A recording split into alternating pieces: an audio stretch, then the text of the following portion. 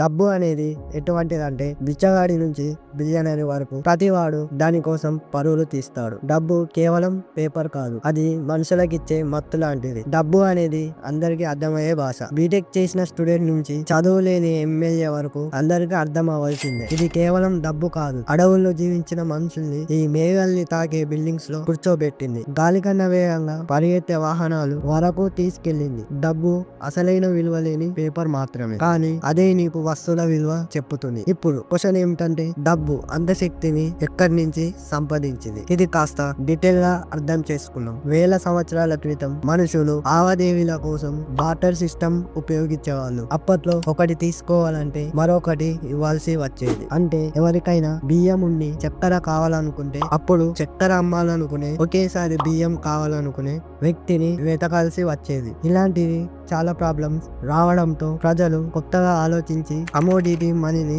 ప్రారంభించారు. అందరికి ఉపయోగపడే వస్తువుల్ని డబ్బుగా ఉపయోగించడం ప్రజలు మొదలు పెట్టారు. అందులో భాగంగా గేదెలు, ధాన్యం, పొగాకు, మద్యం లాంటివి వ్యాపారం చేయడం మొదలు పెట్టారు. కానీ దీనితో కూడా ఒక ప్రాబ్లం ఉంది. దగ్గర ఉన్న వస్తువు విలువ ఎంత అనేది తెలుసుకోవడం చాలా కష్టమయ్యేది. అందులోనూ వాళ్ళు వాడే వస్తువులు టైం పెరిగే కొద్దీ పాడవుతుండేవి మరియు కొన్ని జంతువులు చనిపోతుండేవి. ధాన్యం కూడా క్రమంగా కుళ్ళిపోయేది. ఇప్పుడు ప్రజలకు ఉపయోగపడే, ఎక్కడైనా స్వీకరించబడే వస్తువు అవసరమైంది. ఆ సమయంలో బంగారం, వెండితో తయారైన నాణేలు వాడడం ప్రారంభమైంది. కానీ ఈ రెండు కాళ్ళున్న మనిషికి ఇందులో కూడా సమస్య అనిపించింది. భారీ బంగారాన్ని మోసుకపోవడమే కాకుండా దొంగతనం అవుతుందని భయం కూడా ఉండేది. అందుకే కొంతమంది గోల్డ్ స్మిత్స్ మరియు ఇతరులు కలిసి ఒక పరిష్కారం కనిపెట్టారు. అతను ప్రజలతో ఇలా అన్నాడు: "మీ బంగారం మాతో ఉంచండి, మేము భద్రంగా ఉంచుతాం" అని చెప్పి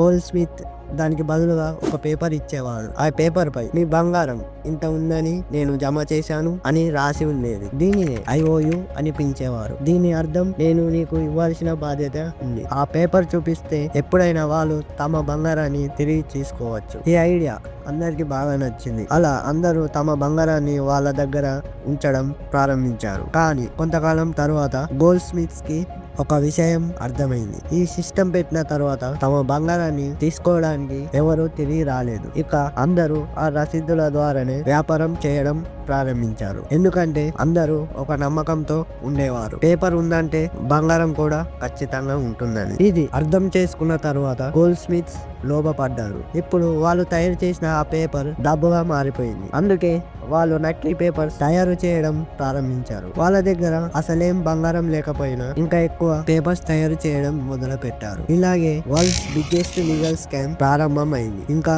కొనసాగుతూనే ఉంది. ఆ బంగారం భద్రపరిచే దుకాణమే ప్రపంచంలోని మొట్టమొదటి బ్యాంక్ అయింది. అయితే ఆ పేపర్ ప్రపంచంలో మొదటి కరెన్సీగా, అంటే నోటుగా మారింది. నేను మిమ్మల్ని ఒక క్వశ్చన్ అడుగుతా: హౌ బ్యాంక్ వర్క్స్? అప్పుడు మీరేమంటారు? మనం బ్యాంక్ లో జమ చేసే డబ్బుతోనే బ్యాంక్ ఇతరులకు రుణాలు ఇస్తుంది. దాని మీద కొంత వడ్డీ వేసి బ్యాంక్ లాభం సంపాదిస్తుంది. ఈ వివరణ ఆధారంగా చూస్తే బ్యాంక్ యొక్క ప్రాసెస్ ఈ విధంగా ఉండవచ్చు అనిపిస్తుంది. ఉదాహరణకి, నిన్న ఉదయం నువ్వు బ్యాంక్ కి వెళ్ళి 1000 రూపీస్ డిపాజిట్ చేసావు అనుకో. అంటే నువ్వు బ్యాంక్ కి 2 500 నోట్లు ఇచ్చావు. అదంతా అయిన తర్వాత బ్యాంక్ ఏం చేస్తుంది? బ్యాంక్ రూల్ ప్రకారం వారు 10% క్యాష్ రిజర్వ్ లో ఉంచుతారు. మిగిలిన 900 రూపీస్ ఎవరో ఒకరికి లోన్ ఇస్తారు. అలాగే ఈ బ్యాంక్ లో లోన్ తీసుకున్న వ్యక్తికి ఏడాదికి 12% వడ్డీ వసూలు చేసింది అనుకోండి. బ్యాంక్ నువ్వు జమ చేసిన డబ్బుపై ఏడాదికి 4% వడ్డీ ఇస్తుంది. అందులో మిగిలిన 8% వాళ్ళకి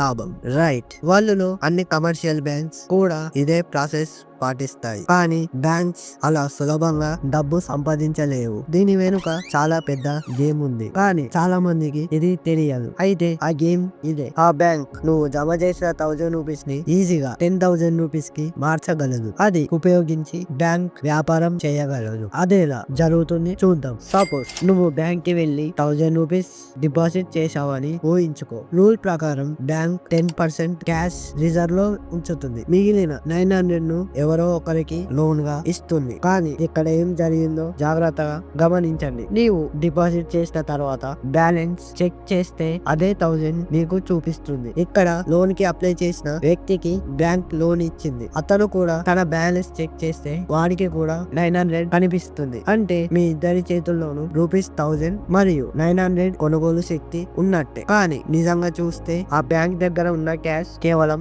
1000 మాత్రమే. అంటే ఆ బ్యాంక్ కంప్యూటర్ తో కొన్ని నంబర్లు టైప్ చేయడంతో డబ్బు తయారవుతుంది. అంతేకాదు మార్కెట్ లో అదనంగా 900 విలువ చేసే నకిలీ కరెన్సీ తయారవుతుంది. కానీ అది వాస్తవంగా డబ్బు కాదు, కేవలం విర్చువల్ మాత్రమే. ఎందుకంటే దాన్ని సపోర్ట్ చేసే క్యాష్ అసలు లేదు. ఇంకా ఈ ఆట ఇక్కడితో ముగియదు, ఇది ఇంకా చాలా దూరం వరకు వెళ్తుంది. అంతేకాదు ఆ 900 లోన్ తీసుకున్న వ్యక్తి కారణం లేకుండా అతను లోన్ తీసుకోలేడు కదా. అతను ఏదైనా కొనడానికి ఆ 900 రూపీస్ అవసరమై ఉండాలి. మరి అతను ఆ డబ్బు ఖర్చు చేసినప్పుడు ఆ డబ్బు సింపుల్ గా అతని అకౌంట్ నుంచి మరో వ్యక్తి అకౌంట్ లోకి వెళ్తుంది, మళ్ళీ మరో వ్యక్తికి లోన్ గా ఇచ్చేస్తుంది. ఇలా చేస్తూ ఒక బ్యాంక్ ఏమీ లేకుండా నంబర్లు టైప్ చేసి వ్యాపారం చేస్తుంది. ఒక 1000 క్యాష్ ని బ్యాంక్ వాడి వదిలి దాన్ని 10,000 రూపీస్ లా విర్చువల్ నోట్లుగా మార్చేస్తుంది. మీ డబ్బు బ్యాంక్ లో సేఫ్ అని మీరు అనుకుంటారు. ఎప్పుడు కావాలంటే అప్పుడు విత్డ్రా చేసుకోవచ్చు అనుకుంటారు కదా. కానీ ఇది నిజం కాదు. నిజానికి నీ డబ్బు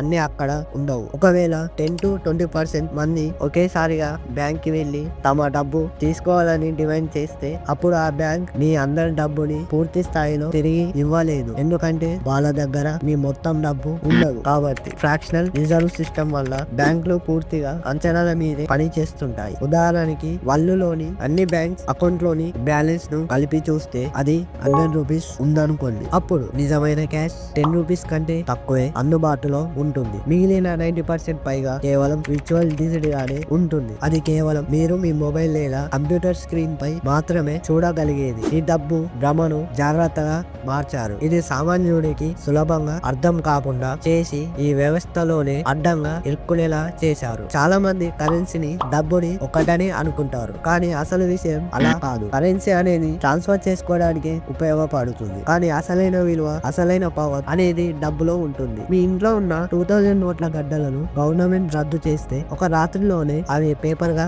మారిపోయాయి. ఎందుకంటే ఇది కరెన్సీ మాత్రమే. కానీ మీ ఇంట్లో ఉన్న బంగారం విలువ మాత్రం ఎప్పటికీ తగ్గదు. ప్రపంచంలో ఏ గవర్నమెంట్ ఏమన్నా దీని వాల్యూను మార్చలేదు. చూడు, బయట ఎవరేం చెప్పినా ఎవరైనా వస్తారు. బంగారం బాండ్లు కొనండి, డిజిటల్ గోల్డ్ తీసుకోండి, ఇది చేయండి, అది చేయండి అంటారు. నేను చెప్పేది ఏంటంటే నిజమైన బంగారమే కొనండి. ఎందుకంటే జీవితంలో కొన్ని నిర్ణయాలు ట్యాక్సెస్ పై ఆధారపడి తీసుకోవాల్సినవి కావు. ఇప్పుడు నీ దగ్గర 10 లక్షలు ఉన్నాయా, 2 to 4% ట్యాక్సెస్ కి అంత టెన్షన్ పడాల్సింది ఏముంది. అసలైన విషయం ఏంటంటే పాండమిక్ టైంలో ఉపయోగపడేది నిజమైన వస్తువులే. గోల్డ్ బాండ్ సర్టిఫికేట్ చూపిస్తే హోల్ ఇయర్ రేషన్ తెచ్చుకోవడం వీలు కాదు. కానీ ఇంట్లో చిన్నగా ఉన్న బంగారం ఉన్నా దాంతో సంవత్సరం గడిపేయచ్చు. ఈ డబ్బు నమ్మకం పైనే ఆధారపడింది. ప్రపంచం అంతా కూడా అదే నమ్మకంపై నిలబడింది.